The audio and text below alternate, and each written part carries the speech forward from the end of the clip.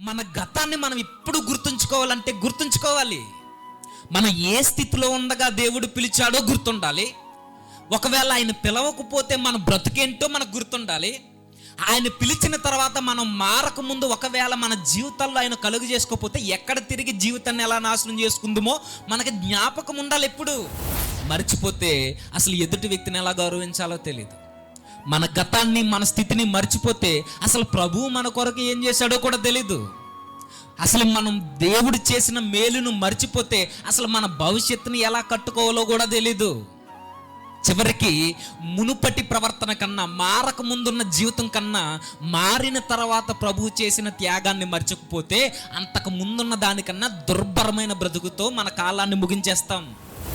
క్రీస్తు యొక్క బలియాగమే మనకి గుర్తుంటే ఈరోజు లోకంలో మన నడవడిక వేరేగా ఉంటుంది. క్రీస్తు యొక్క త్యాగమే మన కళ్ళ ముందు ఎప్పుడు కదలాడుతుంటే, మనల్ని ఎలాంటి పరిస్థితుల్లో పిలిచాడో మనం ఎప్పుడు జ్ఞాపకం ఉంచుకుంటే మన మాట తీరు వేరేగా ఉంటుంది, మన చూపులు వేరేగా ఉంటాయి. ఆయన మన కొరకు ఏం చేశాడు మనకు అర్థం కావాలి. అది అర్థం కాకే అది మర్చిపోయాం. కాబట్టి ఈరోజు సంఘంలో పరిశుద్ధత, బయటికి వెళ్ళిన తర్వాత మన బ్రతుకులు మనవే. ఇక్కడికి వచ్చిన తర్వాత పవిత్రత, ఇక్కడికి వచ్చిన తర్వాత వేషధారణ, బయటికి వెళ్ళిన తర్వాత ముసుగు తీస్తాం.